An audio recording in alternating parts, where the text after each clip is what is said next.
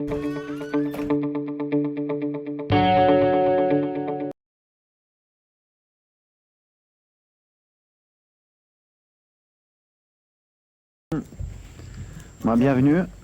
Comme je l'ai dit dès la fin du dernier match de poule, on arrive donc en huitième de finale sur une nouvelle compétition. Les matchs sont à élimination directe.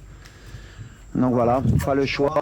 Si on veut continuer l'aventure de gagner ce match, on va tomber sur une équipe de Tanzanie qu'on connaît très bien. On les a joués beaucoup de fois ces dernières années.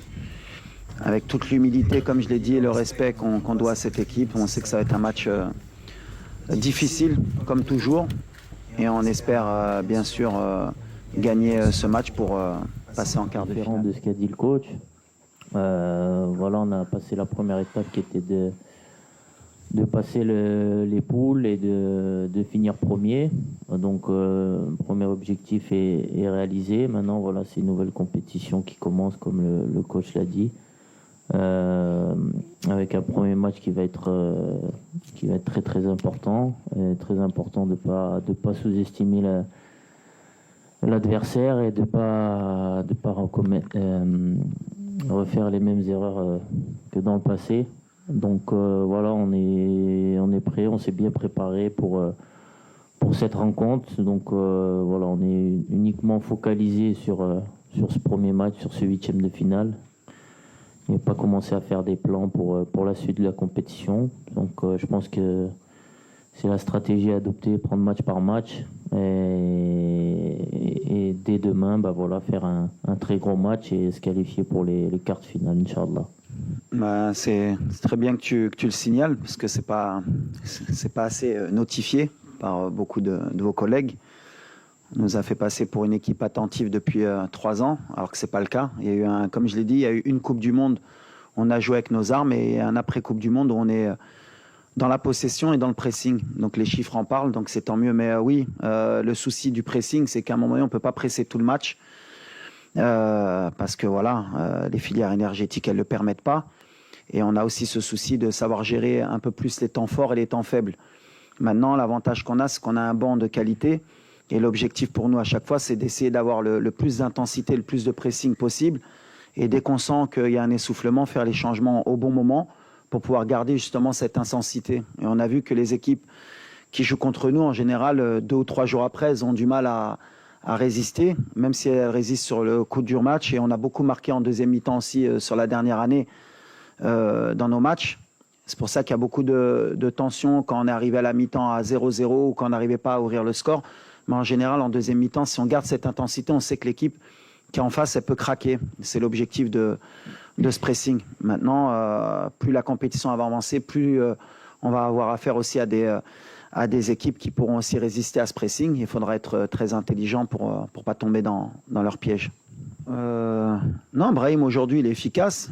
On est où on voulait emmener Brahim. Brahim, quand il est arrivé au mois de mars. Je m'en rappelle, c'était un match contre l'Angola et il y avait eu le fameux match de la Mauritanie. J'ai toujours dit, et vous pouvez regarder en arrière sur mes conférences de presse, en général, si on revient, en général, il y a des choses qui se sont dites. J'avais dit qu'il lui fallait du temps pour s'adapter à cette équipe, à ce jeu aussi africain. On a beaucoup travaillé avec lui, j'ai beaucoup voyagé à Madrid pour faire des vidéos, pour lui faire comprendre que c'était un jeu totalement différent de l'Europe. Et il devait s'adapter. Aujourd'hui, il est beaucoup plus proche de la surface. Il lâche de plus en plus son ballon. Il est beaucoup plus mobile. Et naturellement, quand on a ce Brahim, il est efficace. De toute façon, on connaît son jeu. On connaît ses qualités. Il joue au Real de Madrid dans un des plus grands clubs au monde. Donc, on sait ce qu'on attend de lui. Maintenant, concernant on va dire la dépendance qu'on aurait par rapport à Brahim, Ayoub Kahabi est à 3 buts aussi. Et je l'ai toujours dit aussi précédemment, le danger peut venir de partout. Avant cette CAN, c'était Sebari qui était efficace.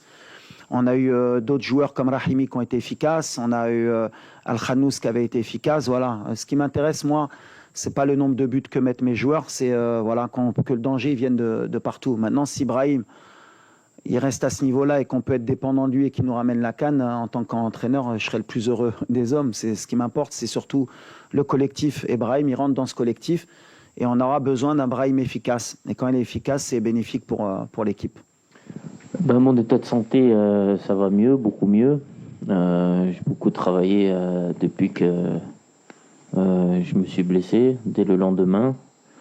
Euh, Travaillé physiquement, psychologiquement aussi, parce que une blessure qui arrive à ce moment de la compétition, c'était pas très très évident, mais il fallait rester positif déjà pour moi-même et pour le groupe aussi, parce que voilà, c'était important d'être présent pour l'équipe et d'avoir un rôle aussi à jouer dans le groupe en tant qu'ancien de cette équipe et toujours avoir les mots justes pour le groupe quand ça va un peu moins bien ou même quand ça va bien de pas trop s'enflammer.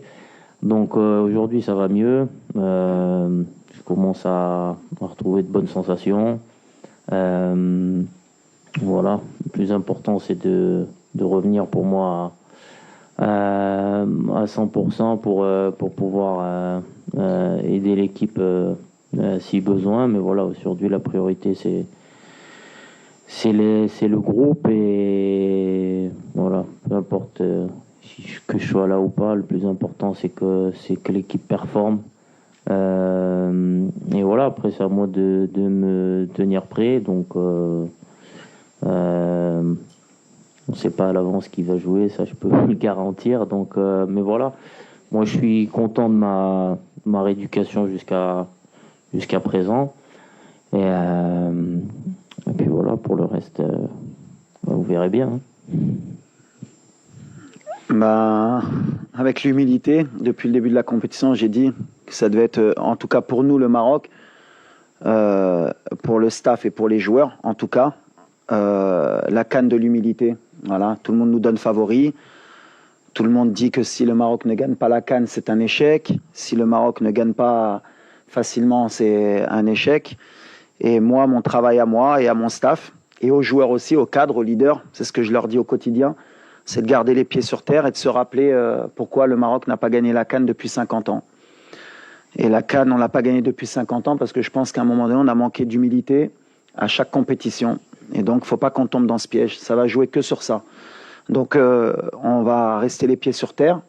On va respecter cette équipe de Tanzanie qui s'est qualifiée et qui est souvent là en Coupe d'Afrique ou en qualification.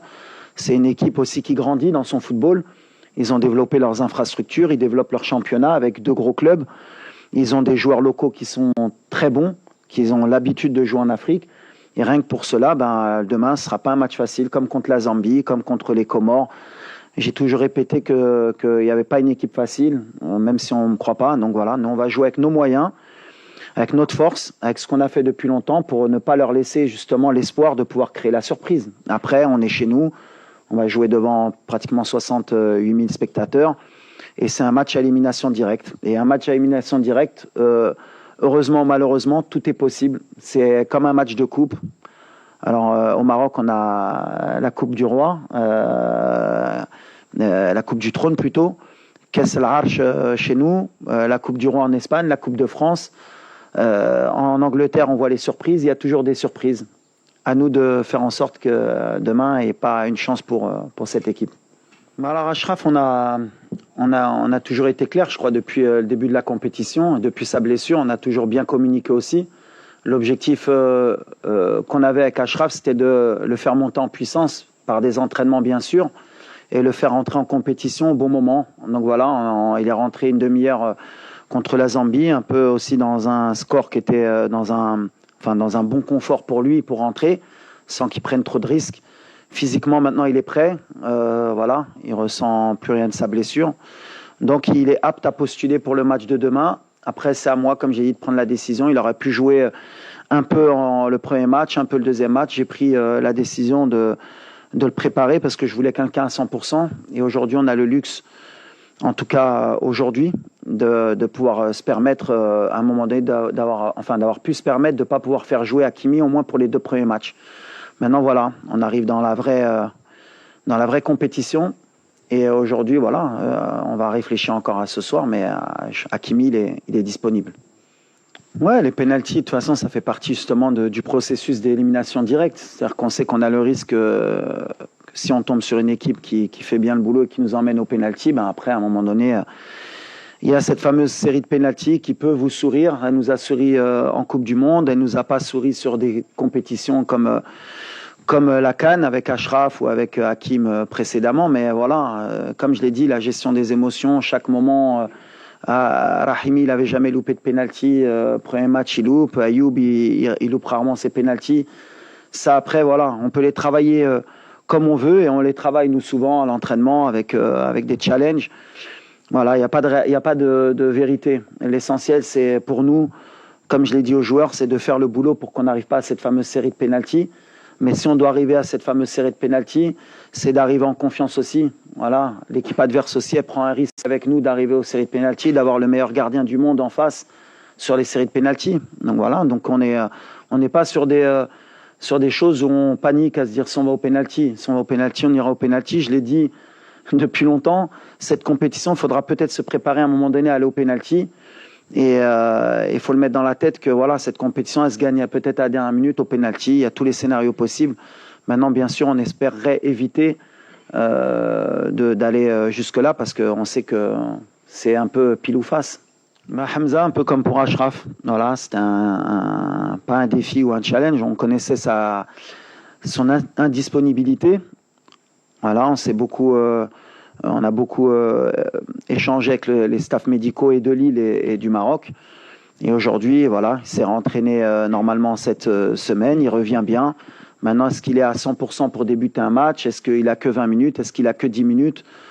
On verra. En tout cas, voilà, comme je l'ai dit, la chance qu'on a, c'est qu'aujourd'hui, on a beaucoup de profils d'attaquants. On a un attaquant qui est en pleine confiance, qui est Ayoub. Et le fait de pouvoir compter aussi sur Hamza sur le reste de la compétition, c'était aussi mon objectif, d'avoir un profil différent. Donc, est-ce qu'il peut débuter demain? Est-ce qu'il peut rentrer? On verra. Ça dépendra aussi du match, ça dépendra aussi de beaucoup de choses. Mais en tout cas, voilà, il évolue bien. On est dans notre timing. On savait qu'il pouvait revenir sur la deuxième partie. Donc, pour le moment, on est en train de réussir notre challenge. Et pour Ashraf, et pour Hamza. Donc je suis content et je tiens à féliciter aussi le staff médical de notre équipe parce que voilà, l'équipe nationale, c'est pas qu'un coach, c'est pas que des joueurs. Il y a des gens qui travaillent tout autour de l'équipe et le staff médical en fait partie. Ils ont bossé jour et nuit pour que Hamza il soit prêt en temps et en heure. Ben, comme l'a dit le coach, il faut faire preuve d'humilité. Et comme j'ai dit au tout début, malheureusement dans le passé, on a eu certains déboires parce que on en a peut-être manqué à un moment donné où on s'est fait éliminer de la compétition par des équipes qui étaient censées être footballistiquement inférieures à nous et parce que on n'a pas fait forcément ce qu'il fallait pour passer et on se fait surprendre et après c'est des désillusions et au contraire on a eu des moments où ça n'a pas été le cas et on a réussi à faire de grandes choses aussi. Donc je pense que ce qui est important, on le répète, je pense que le coach vous l'a répété aussi depuis un certain moment, c'est l'état d'esprit. Il n'y a pas à calculer. Je pense qu'aujourd'hui, je ne vais pas dire qu'on s'en fout un peu, mais c'est le cas. Peu importe l'adversaire, le principal c'est nous.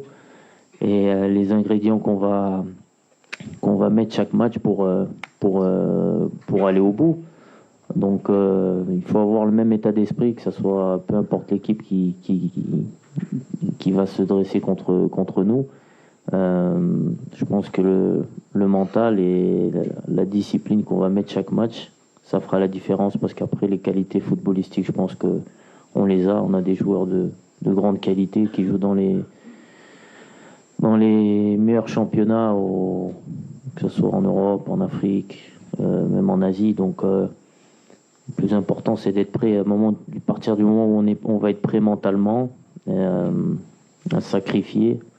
Le football, on sait jouer au foot. Je pense que ça, c'est indéniable quand on voit les joueurs qu'on a. Donc ça, c'est l'aspect où on insiste le plus, nous, les cadres, surtout auprès des jeunes, parce que voilà, pour beaucoup, c'est une première CAN aussi qui est au pays. Donc ça peut être à la fois un peu de stress ou aussi de l'insouciance de ne pas savoir ce que représente la Coupe d'Afrique, encore plus au Maroc. Donc c'est important de garder ce message-là. Et on l'a vu sur le dernier match où on a été plus consistant pendant les 90 minutes. Et au final, voilà, je pense que nous, on a pris du plaisir. Les gens qui étaient au stade ont pris du plaisir. Et au final, à la fin, tout le monde était content. Donc, c'était le principal. Et après, concernant la CAN, bah, c'est vrai que ça va faire un changement parce qu'on est habitué à des CAN tous les 2 ans. Après, je pense que d'un point de vue aussi individuel, au niveau des joueurs, ça peut être quelque chose de bien aussi vis-à-vis des clubs. On sait que pour certains, ça a souvent été un frein dans leur carrière. Donc là, ça laisse un peu plus de temps aussi. Donc ça permettra peut-être de voir encore plus de joueurs africains dans les grands clubs et que les clubs arrêteront de trouver l'excuse de la Coupe d'Afrique. Donc après voilà, c'est une fête qu'on aime bien quand même, la CAN à chaque fois, parce que c'est un moment de convivialité avec toujours une bonne ambiance, une bonne atmosphère, que ce soit dans les stades ou autour. Donc ça va manquer, mais après je pense que pour le foot aussi et pour les joueurs, c'est quelque chose qui sera bien, et ça va amener une valeur encore plus spéciale à la Coupe d'Afrique. Je vais répondre moi. Bah, Ayoub, alors moi je peux bien en parler d'Ayoub parce que j'étais entraîneur du FUS quand il jouait au RAC de Casablanca. Et d'ailleurs j'ai souhaité le recruter au FUS de Rabat. Pour l'anecdote, d'ailleurs c'est le président du RSB Berken qui me l'a piqué au dernier moment. Et il a bien fait, parce que derrière, il avait mis, je crois, 20 buts en championnat, il avait été meilleur buteur du CHAN. C'est un parcours atypique et je pense que c'est le meilleur exemple pour les jeunes Marocains. Le parcours de résilience d'Ayoub. C'est quelqu'un, comme vous avez dit, qui a joué dans les catégories amateurs, qui était charpentier, qui jouait arrière-gauche à un moment donné, qui a été mis attaquant. Moi, je me rappelle pourquoi je voulais le recruter. Il avait mis 2 buts en Coupe du Trône face à mon équipe. Et j'avais souhaité le recruter parce qu'on sentait le talent brut. C'est quelqu'un qui a eu des hauts et des bas et qui n'a jamais abandonné. Et Ayoub, par exemple, c'est quelqu'un que je n'ai pas appelé pour la Coupe du Monde en 2022 alors qu'il avait fait les qualifications. Et il n'a rien dit. Il s'est battu, il a retravaillé, il a fait des bons choix de club. Et aujourd'hui, c'est l'attaquant de l'équipe nationale et ça marche bien pour lui. Comme quoi, le travail, le silence comme il l'a fait, ça prouve toute l'humilité qu'il a. Quand je parlais d'humilité tout à l'heure, si je peux donner un mot qui peut décrire Ayoub Kahabi, c'est humilité. Il sait d'où il vient, il sait où il veut aller. Et c'est un super mec, humainement. Quand je ne l'ai pas pris à la Coupe du Monde, il n'a jamais rien dit. Il a dit « Ok, j'accepte, coach, je vais travailler pour revenir plus fort. » Et c'est ce qu'il a fait. Et pour les jeunes Marocains qui n'ont pas une carrière, qui n'ont pas fait de centre de formation et qui sont charpentiers ou autres, voilà, le rêve, il est possible. Et quand on peut permettre à des enfants de rêver, eh ben, faut valoriser ce genre de joueurs. Donc Ayoub, aujourd'hui, tout à l'heure, on parlait de Brahim. Voilà, Ayoub, il fait partie aussi de ces joueurs qui vont faire rêver des jeunes Marocains. Et je suis très fier de lui aujourd'hui, et je pense que c'est un joueur exemplaire. I don't know what can happen tomorrow, but we respect a lot this team. The club, it's the club. National team is different spirit, different challenge. And what I said before is we will to respect Tanzania. Every game we play against them is difficult game, tough game. And tomorrow, I think, is a same opponent team, fighting spirit. Maybe we defend a lot, small space, lot of counter-attack with Mzuva or Samata. Who is waiting set pieces about this. And we need to be careful about your national team. I respect a lot Tanzania national team. I come to see the final against Berkane and Simba. Bon, you have a different player because the team is playing the CHAN. You have only 4 players is playing. You have 8 players is play outside of the country. And it's different team, but also we want to play same like before and to win this confrontation, Inch'Allah. Oui, il y a eu quelques changements. Après, il y a des changements qu'on fait par rapport à l'adversaire et des changements qu'on fait par rapport aussi aux animations offensives qu'on veut mettre en place. Quand on a Mazraoui à gauche, c'est pas comme quand on a Salah Din.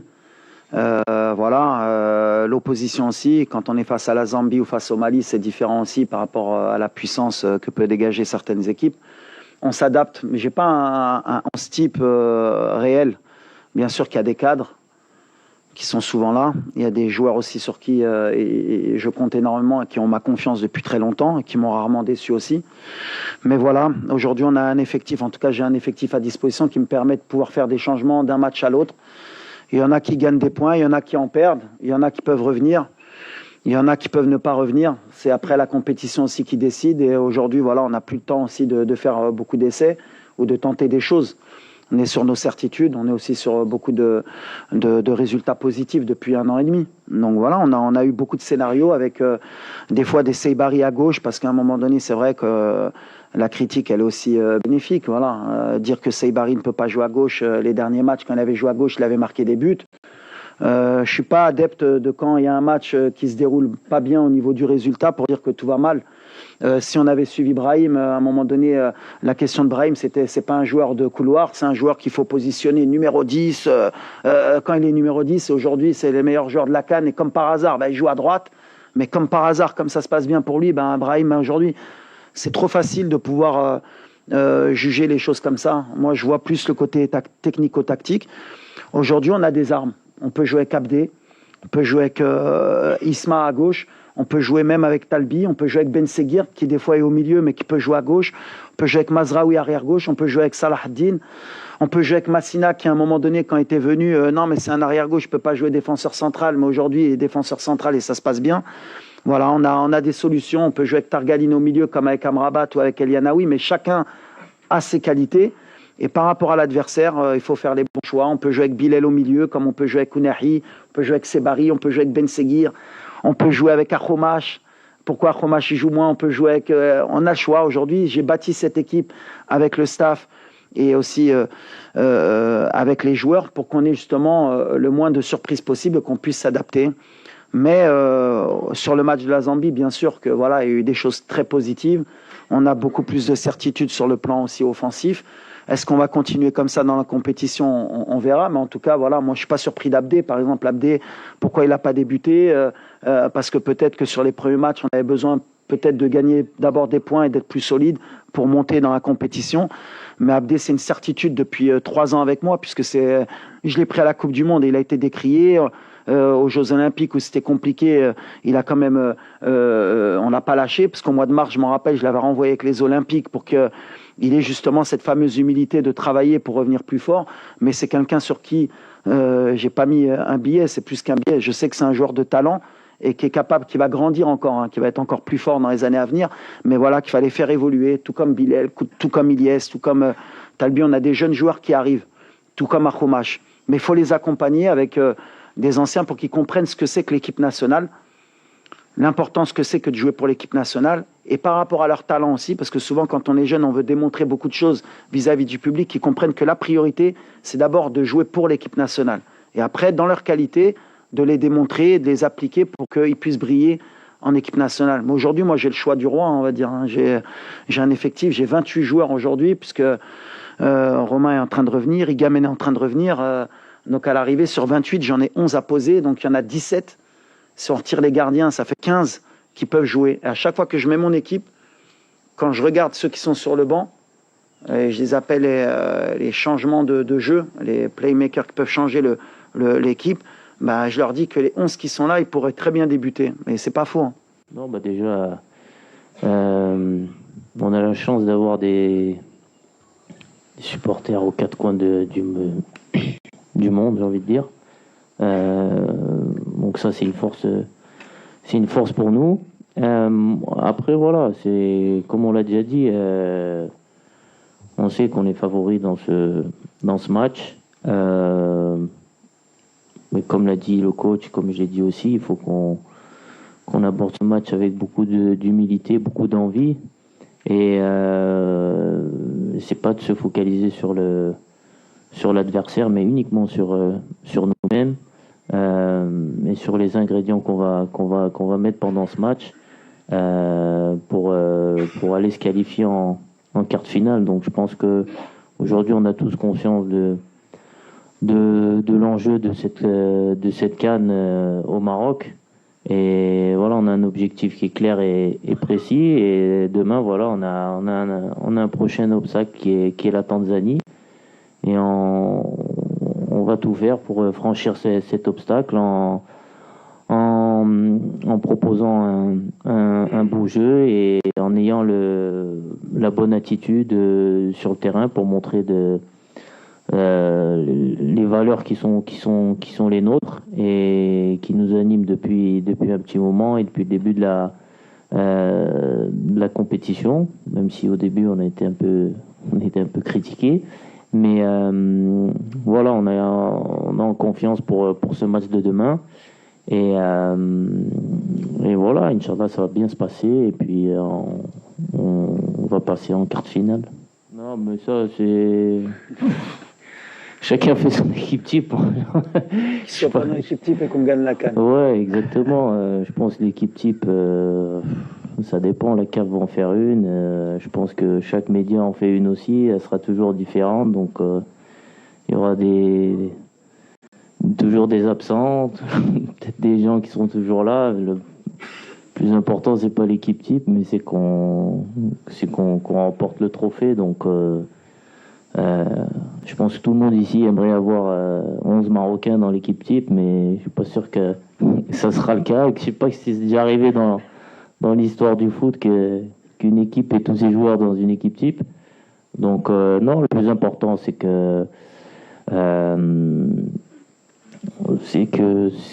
remporte le trophée. Après équipe type, pas équipe type, ça c'est superficiel, on va dire. Juste un petit message, yes, about the fans. Please. Juste pour remercier le public.